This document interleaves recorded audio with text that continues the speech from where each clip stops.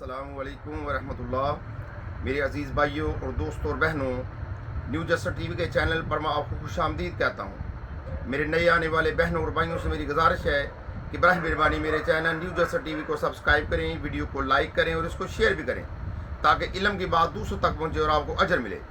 आज की हदीस मुबारक कुछ इस तरह है।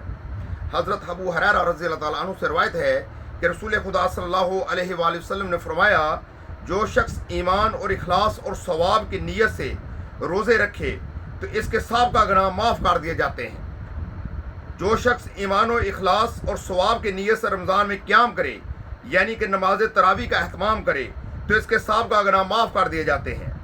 और जो शख्स ईमान और इखलास और सवाब की नीयत से शब कदर का क़याम करे तो इसके साबिक़ा गुनाह बख्श दिए जाते हैं। मुत्तफ़िक़ अलैह। ये सही बुखारी और सही मुस्लिम की हदीस मुबारक है, तो इसका दर्जा सही का है।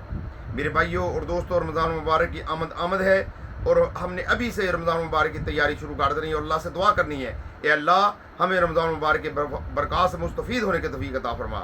अल्लाह से दुआ है कि अल्लाह ताला हम गुनाहगारों को रमज़ान मुबारक के बरक़ात से मुस्तफ़ीद होने की तौफ़ीक़ अता फरमाए। आमीन सुम्मा आमीन। अस्सलामु अलैकुम वरहमतुल्लाह।